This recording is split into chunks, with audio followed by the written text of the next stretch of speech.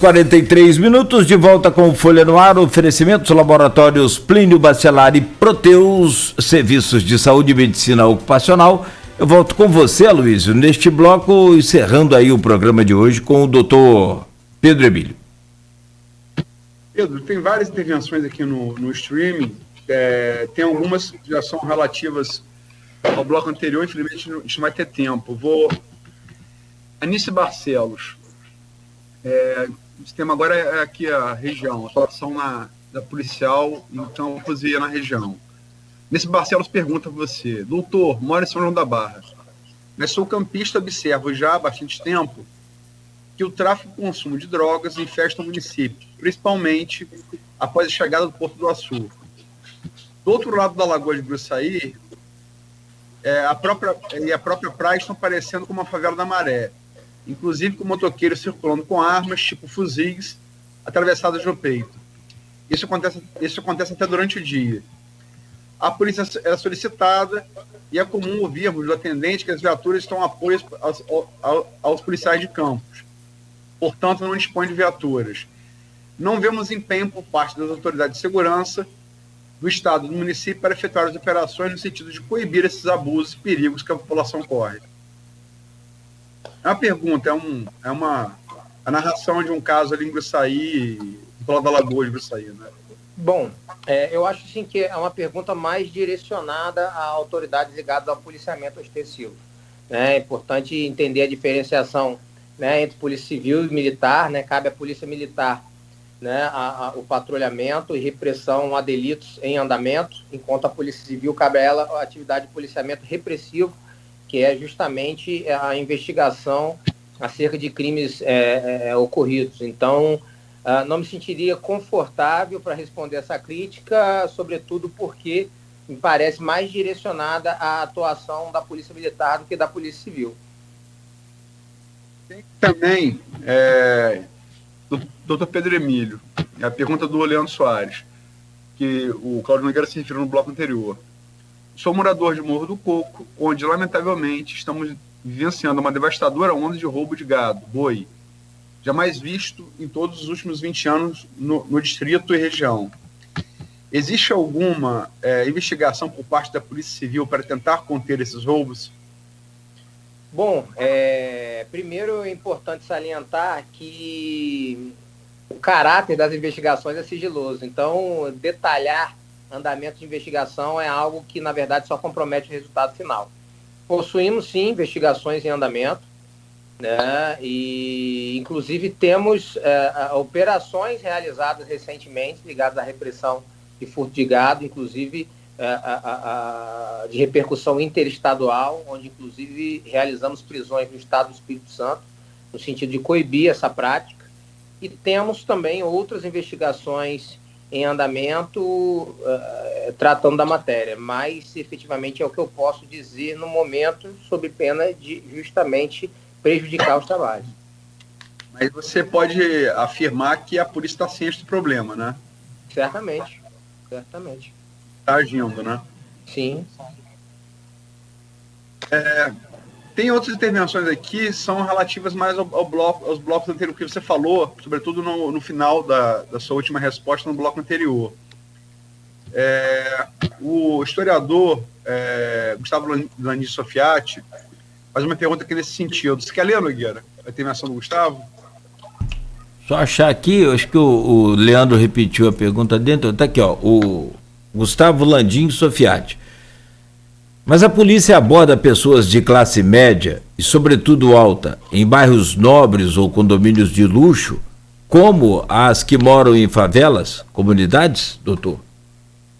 Bom, é importante salientar que a abordagem policial, ela parte de critérios de suspeita, né? Você, após edificar uma fundada suspeita de que possa haver uma atividade delituosa em andamento, né, a guarnição policial ela vai proceder à abordagem. Essa fundada suspeita, ela sempre leva em consideração características observadas de forma repetida na maioria dos delitos, certo? Então, por exemplo, se você sabe que a maioria esmagadora dos roubos é praticado por dois indivíduos que se utilizam de determinado veículo, né, trajando determinadas roupas e possuem uma determinada atitude que o policial consegue verificar como uma atitude de atenção e concentração despertada, você vai abordar esses dois indivíduos independentemente se são negros, brancos, homens, mulheres, ou pobres ou ricos, certo? A mesma coisa vai acontecer, né, na ocasião da abordagem ocorrida dentro das comunidades.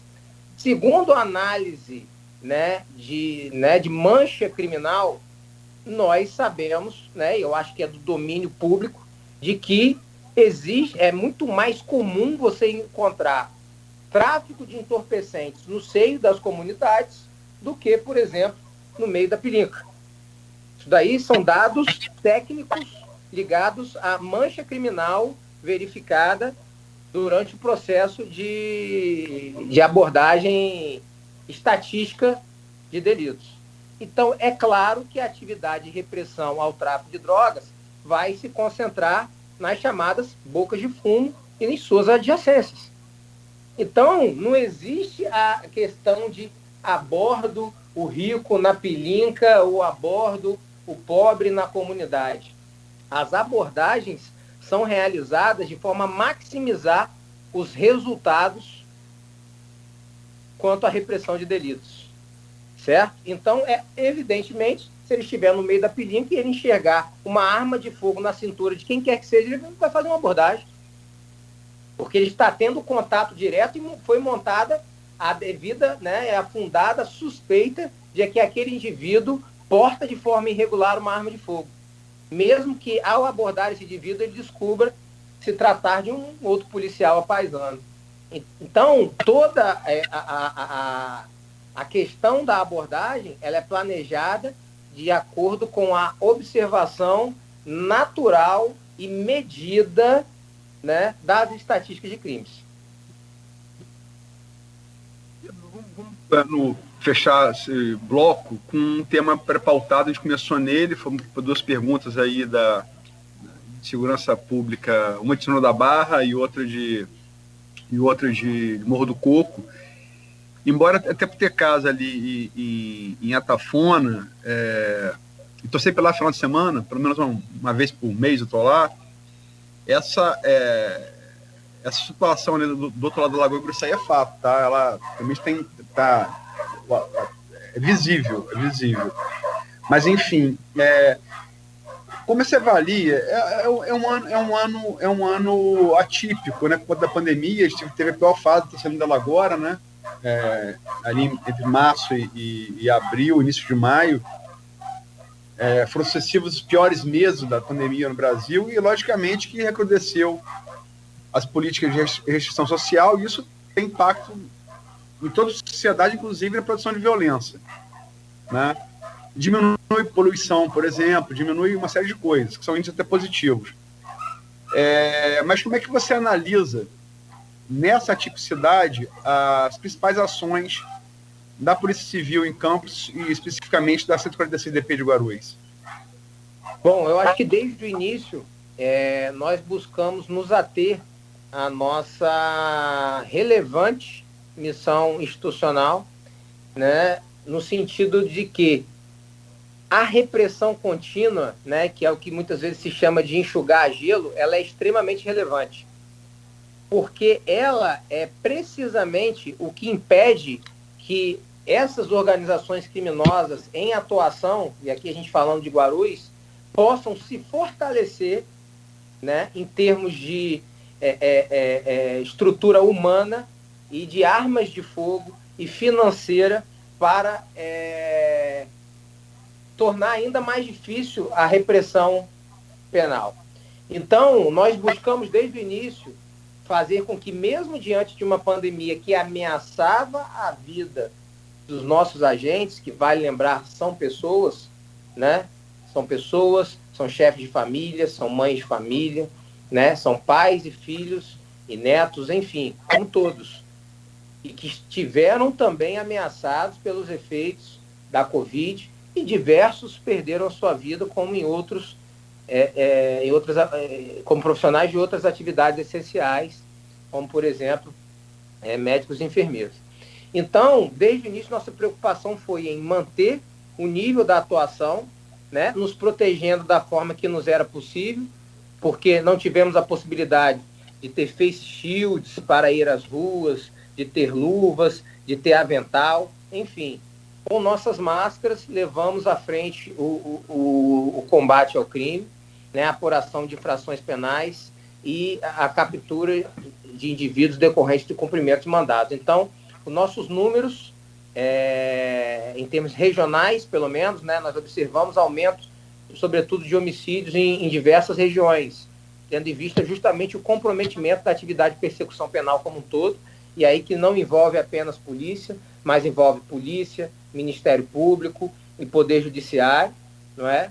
Mas, enfim, como todas as atividades, houve algum comprometimento, mas com todo o esforço, né, dos profissionais de todas as instituições aqui em Campos, nós tivemos índices recordes de redução de crimes, sobretudo valendo citar que no ano de 2020 nós tivemos o menor índice de homicídios da história do período de medição, que já leva aí mais de 20 anos, inclusive em contratendência ao que observado em outras regiões do estado, que trabalharam com alta no número de homicídios.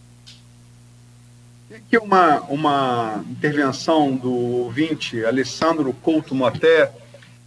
Ele coloca aqui: o senhor delegado tem uma grande responsabilidade nas mãos como titular da delegacia de Guarulhos.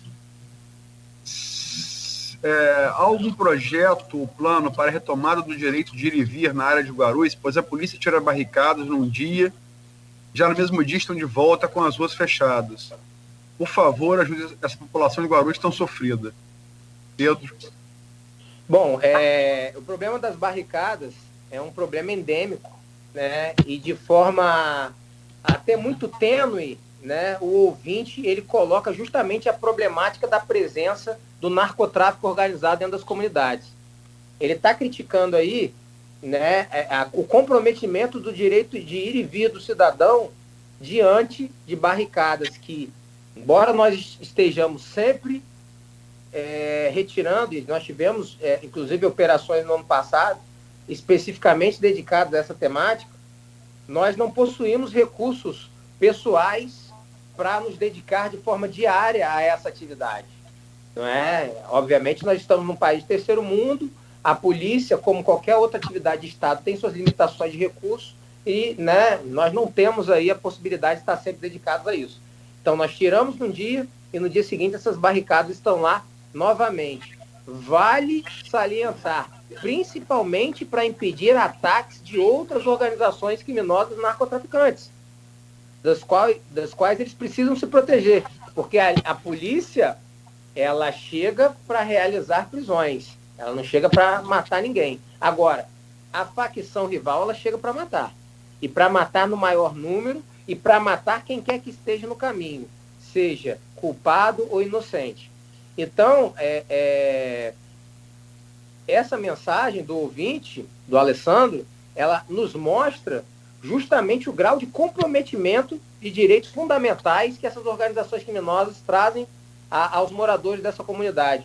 E aí, quando eu falo de forma tênue, porque ele está falando da livre locomoção, quando na realidade nós enxergamos diariamente os moradores sendo expulsos de suas casas, né, perdendo todo o pouco patrimônio que conseguiram reunir durante a sua vida, né, e aonde se estabelece a moradia daquelas famílias. Nós assistimos a estupros, muitas vezes de meninas adolescentes que são tratadas como propriedade dessas facções, né, e muitas vezes, pelo término de um relacionamento, são fortemente agredidas, violentadas, têm seu cabelo raspado e são de todas as formas humilhadas em razão do seu livre-arbítrio de decidir com quem se relacionar. Nós temos moradores, né, que, por se revoltar com a desordem e violência trazida por esses adolescentes e homens envolvidos com essa atividade ilícita, acabam por se irritar, por falar alguma coisa, por manifestar o seu descontentamento, e são covardemente assassinados, quando não torturados, por esses indivíduos. Nós tivemos, no caso, no ano passado, uma senhora que foi decapitada, uma senhora de 50 e poucos anos, sem qualquer envolvimento ilícito, que, por estar insatisfeita com a desordem, com a balbúrdia promovida no imóvel ao lado do seu, numa casa onde a moradora já havia sido expulsa pelo tráfico, e depois a casa passou a ser utilizada como ambiente de festas e drogas e orgias. Insatisfeita com isso, ela deixou claro que não estava de acordo para aqueles indivíduos e foi então assassinada a facadas e decapitada, tendo sido seus restos mortais atirados à beira da BR-101. Então é desses indivíduos que nós estamos falando. Indivíduos que estão fortemente armados, fortemente comprometidos a não se comportar de acordo com as normas estatais, com as normas legais de convivência e limitações para deliberadamente enfrentar o Estado através do emprego das armas de fogo que são adquiridas, né, a partir dos milhões que eles obtêm através da venda de entorpecentes.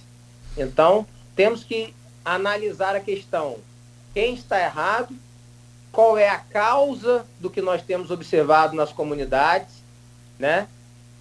Por que o Estado permite que essas organizações criminosas sejam financiados pela venda de substâncias até então ilícitas, não é? E qual é o papel da polícia nisso tudo? Né? Para que a polícia se dirige a essas comunidades e sob risco, ela não está lá para matar, ela está lá sob risco de vida. A perspectiva correta é outra. Para que a polícia, sob risco de vida, se dirige a essas comunidades para dar cumprimento a ordens judiciais, vale salientar. Então, de que lado a população está? Desses servidores públicos que representam o Estado e buscam a lei e a ordem, ou desses assassinos, torturadores, estupradores que se levantam contra a população, sobretudo contra a população local, mas contra o Estado como um todo? Essa é a reflexão. Bom, são 9h01, delegado, e aí, naturalmente, por conta do horário do senhor aí, nós temos que adiantar, mas o assunto, como sempre aqui, é extenso. Tem uma participação também aqui do Rogério Bacchini. Delegado Pedro Emílio, há uma acalorada discussão em relação à propriedade e porte de arma, que encontra em forte ressonância no país. O delegado é a favor ou contra? Por quê? Bom, isso é uma discussão bastante complexa. Na realidade, eu confesso a você que eu não tenho uma opinião formada sobre o assunto, certo? A gente vê prós e contras, tanto de um lado como do outro, né? Então, assim, seria difícil me posicionar, né? Eu confesso a você que eu não tenho uma posição firmada ainda. Perfeito. 9h02. Aloysio. Pedro tem compromisso e a gente também, o horário está estourado, né? Mas respeitando o compromisso do Pedro, que ele avisou previamente. Pedro, agradecer demais você pela presença. Os assuntos são todos muito complexos, eu acho que demandam uma série de perguntas e maneiras de responder, né? Mas te agradeço aí pela presença e pode pedir a música aí, terceira vez, pode pedir a música. Rapaz, e eu acho que você viu. Eu me preparei para pedir música. Fica Não preparou? Próxima. Não preparou? Desculpa, hino do Flamengo não tem aqui não. Hino do Flamengo. Não tem não. Desculpa. Eu gostaria de pedir o hino do Flamengo. Não. Né, tá vendo? A gente só precisa de uns minutos para pensar. Gostaria de pedir o hino do Flamengo. Ou, aliás, o hino da Polícia Civil, se assim preferirem também. A da Polícia Civil eu até posso cantar, se for o Tá. caso, mas do Flamengo não tem não. Vou ficar... tem o hino do Flamengo, na próxima a gente coloca então. Deixa ser campeão, pelo menos. Mais campeão? Difícil. Pedro, um grande abraço, muito obrigado. Agradece o seu vizinho aí, por favor. Acho que ele estava ouvindo o rádio lá também. E depois você pediu aí. Muito obrigado pela participação sua. é sempre um programa muito produtivo e eu acredito que agora as pessoas que postarem, ouviram o programa e que fizerem aquelas críticas, a farão de forma mais consciente, pelo menos, né? Estão sabendo bem melhor o que estão falando. Esse caso aí que o senhor citou agora dessa mulher que foi degolada, realmente é algo assim que repugnante. Exato, Cláudio. Eu acho que as coisas têm que ser separadas, né? Seria assim, até minha última intervenção aqui. Gostaria que as coisas fossem separadas, né? Desde que nós começamos a tratar do tema, conversando entre nós, Luiz, nos últimos dias, a primeira coisa que eu falei foi justamente isso.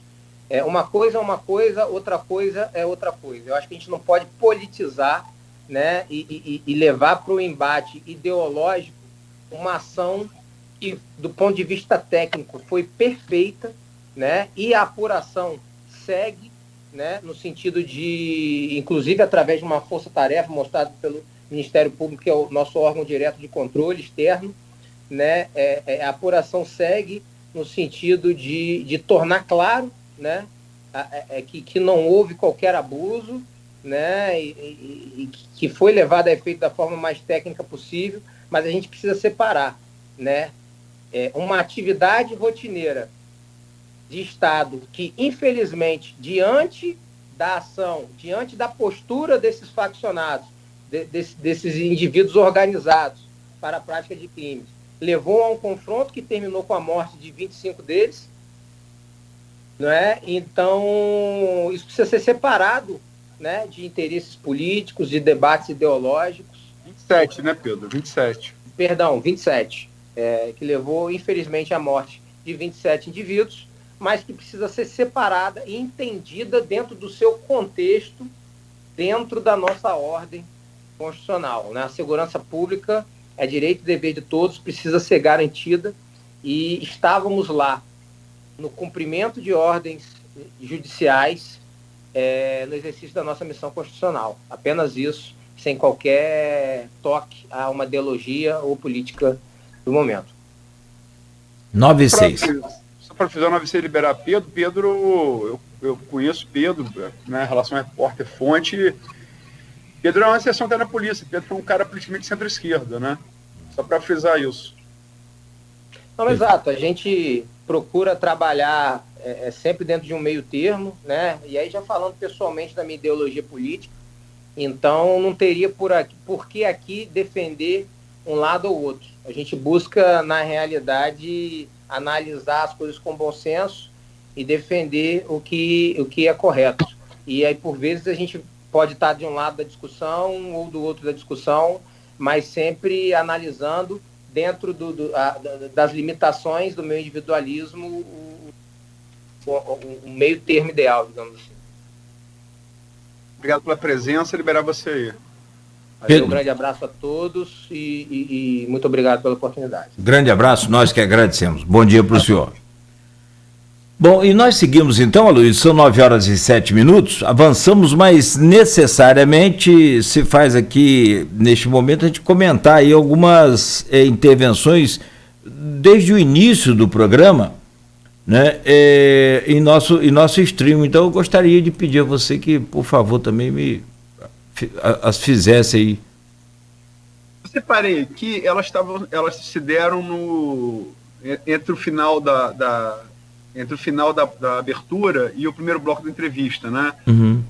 Então, por isso, eu não fiz, porque não eram assuntos a tratar com o Pedro, eram relativos à Covid, mas deixei para fazer no final.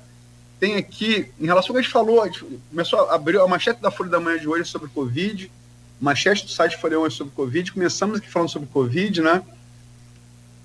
A Suelândia Peixoto coloca aqui: bom dia, eu gostaria de saber a respeito da lista de vacinação da Coronavac, porque fiz o cadastro, mas o nome da idosa não saiu. E ela tomou desde 22/3 e tem 80 anos. Vai ter outra listagem hoje? Pergunta ela. E depois ela coloca aqui, em relação a que saiu ontem, né? Ela pergunta se vai ter uma nova listagem hoje. É que saiu ontem. Anunciado 30 postos, mas saiu a lista de 13 postos. A lista que saiu ontem, né? Ana Paula Silva coloca aqui também sobre a questão. Bom dia, por favor, tem alguma informação sobre a listagem para tomar a segunda dose? Não sei o nome para atravessão de campos. Estou desde cedo acessando o site da prefeitura e não consegui atualizar a listagem. E por fim, Cláudio Nogueira, a Beth Gonçalves dos Santos Fernandes de Salles pergunta também, quem não for contemplado nessa lista, como faz agora? A prefeitura precisa se pronunciar. Então responda a Suelândia, responda a Ana Paula Silva e responda a Beth Gonçalves dos Santos Fernandes de Salles, e vamos estar encaminhando todas essas demandas para a assessoria de comunicação da prefeitura, para ter essas respostas que são, por óbvio, perguntas muito pertinentes. Sim, não tenha dúvida. Agora, tem uma aí com data de 22/3, né? Sim. Eu me lembro da primeira declaração do Charbel, que ele falando que ia começar com a data de 2 de abril. Então, até chegar o dia 22, não sei como é que vai ser aí. 22 de março, que ela falou? Caramba, março. Chegaram 4.530 doses, né, Luiz? Nós temos uma carência aí, desde o início aí dessa... quando você anunciou na semana retrasada que ia faltar a Coronavac, era de cerca de 14 mil doses. Então chegaram 4.530 doses. Faz a conta aí, nós vamos ter um total ainda de 10 mil ou quase 10 mil carência. Eu acho o seguinte, há uma política, por conta da disputa eleitoral de 2022, o presidente Bolsonaro tá minando a Coronavac, porque a Coronavac não deixa de ser um trunfo político, né, do João Dória, da parceria que ele, enquanto governador de São Paulo, fez do Instituto Butantan com o Laboratório Chinês Sinovac. Claramente, o presidente Jair Bolsonaro está tentando sabotar isso, criticando a China. Isso se reflete tanto em envio de doses produzidas na China da Coronavac, quanto no envio do IFA, que é o insumo, a base da vacina, né, insumo farmacêutico ativo, para o Butantan produzir as doses. E daí está dando esse problema todo. Não é só no Brasil, né? Eu acho que, uma crítica que eu faço, e já fiz, né, ao poder público de Campos, embora tenha Charbel e Rodrigo Carneiro, Charbel Cury e Rodrigo Carneiro na mais alta conta de qualificação, de comprometimento, mas eu acho que erraram ao seguir, inicialmente, a orientação do Ministério da Saúde, que mandava aplicar tudo que tinha, inclusive primeiras doses. E aí, quer dizer, os municípios, todos estão sendo afetados por essa falta de Coronavac.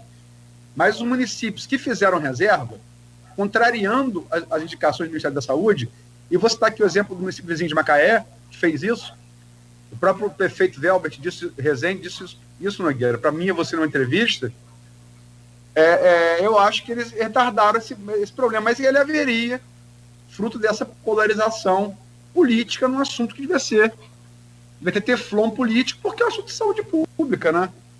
Entre o presidente Bolsonaro e o governador João Dória, né? Perde a população. Ainda tem as declarações, e aí começa aquela questão, né, da origem do vírus, essa polêmica toda, e aí é natural que a China também deu uma freada, né? Não tem perdão nessas conversas. Ó, Luísio, a Vera Cardoso de Mello acabou de fazer uma postagem aí, e o Beto está me passando aqui, ela está na UENF agora explicando uma outra data, diferentemente do que a gente falou aqui.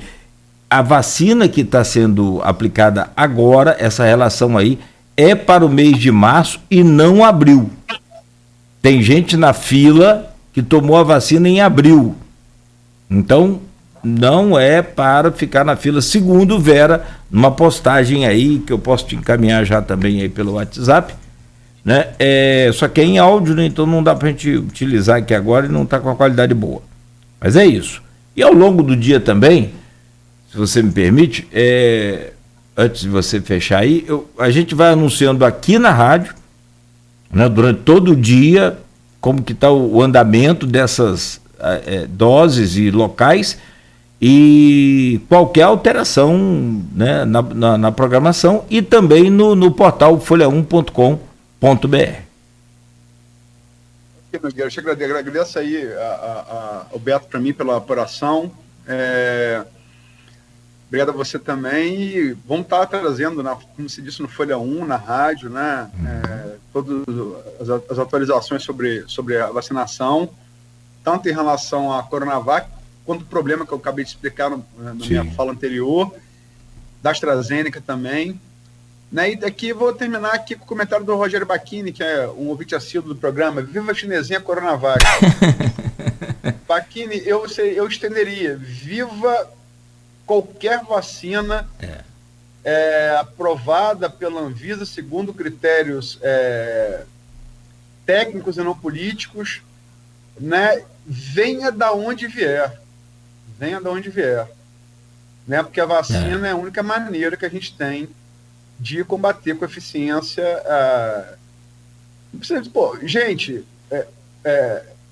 a gente chegou num ponto de morte de Covid que 1 entre cada 500 brasileiros morreu com Covid. Isso é uma coisa inédita em meio milênio da história do país, meio milênio da história do Brasil.